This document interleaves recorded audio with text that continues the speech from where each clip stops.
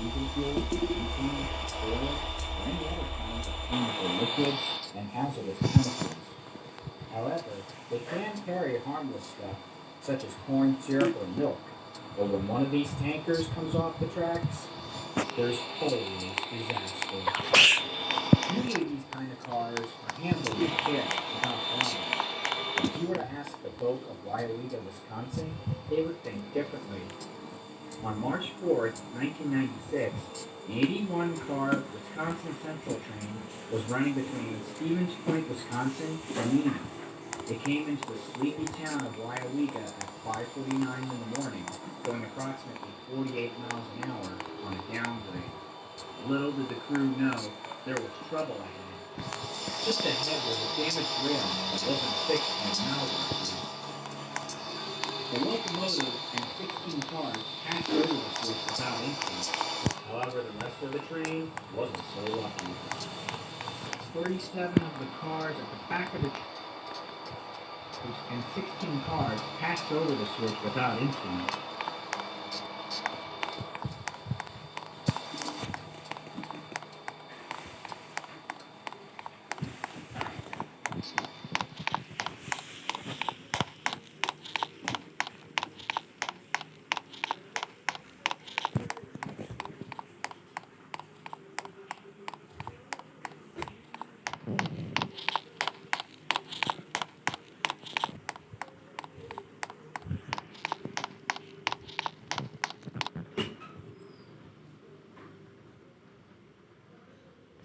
However, the rest of the train wasn't so lucky.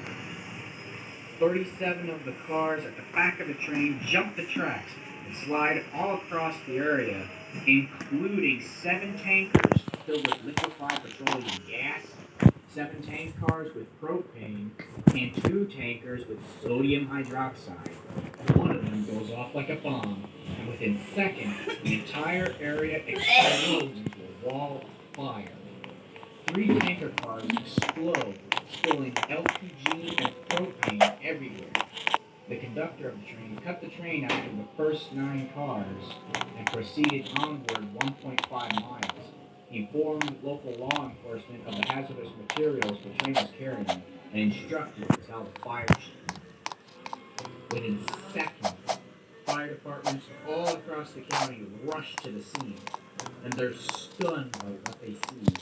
The tankers are either burning or leaking out their contents. Fireballs were exploding up to 300 feet high that were visible for 13 miles, and fire was spreading to a nearby feed mill and a storage building that were both difficult to access by the fire crew because of the derailed train blocked a railroad crossing.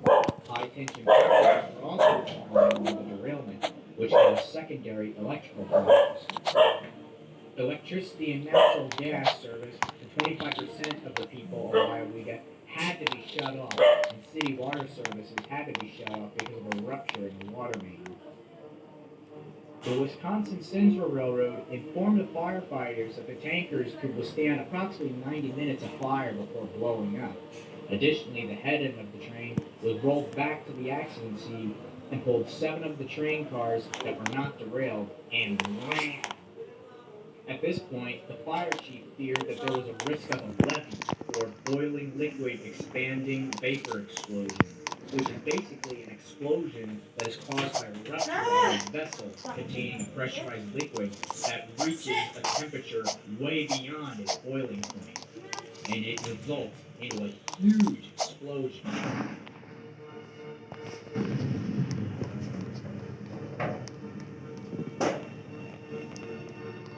Because of this, the fire chief had to call in the National Guard and tell locals to evacuate all 1,700 of them. The fire chief also decided that because of the situation of the fire, it would be better to let the contents burn themselves out.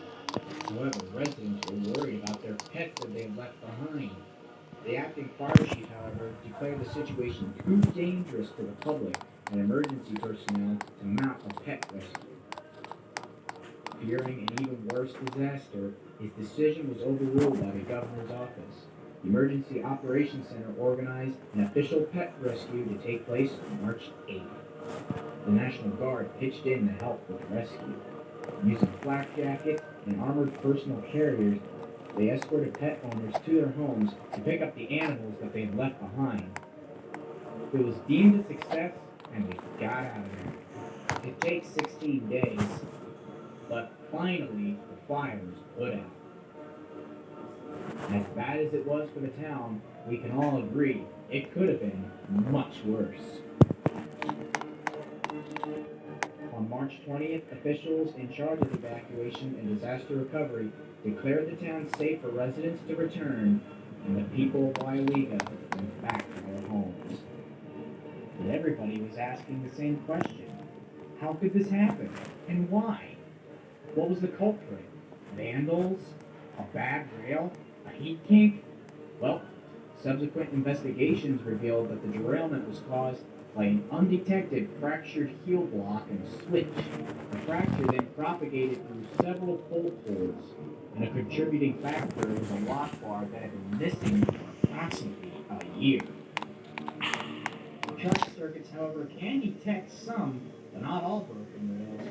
Broken rails and switches may be in parallel paths, which cannot be detected. Brakes that are not clean brakes from top to bottom of the rail cannot be detected at all. Wiring at the start and finish of track circuits are also connected a short distance from the end of the rails. So, that means there's a blind spot within which broken rails are not detected. Looking back, the weather may have actually helped ease the situation for firefighters, because at the time of the derailment, the temperature was only 10 degrees Fahrenheit. That's negative 12 degrees Celsius. And there was also plenty of snow still on the ground. Both of these factors may have helped prevent that levee explosion that the officials feared within the first hours of the disaster. However, like all grumpy locals, they were pissed about the accident. 9 people that were affected by the evacuation filed suit seeking punitive and treble damages against the Wisconsin Central on March 26, 1996. By the end of the year, 13 additional families and 2 businesses joined the suit against the railroad, and another business filed a separate suit for damages in Oaxaca County District Court, which was filed in 1970. Another company filed a separate suit in the U.S. District Court for damages, and both of the separate suits were eventually dismissed. In 1998, the railroad estimated the cost from the derailment and class action suit to the value at over $28 million. However, they only paid $27.2 million of those dollars by the end of 1998. It's been over 22 years since this crash, and ever since then, tanker cars and track conditions are handled with the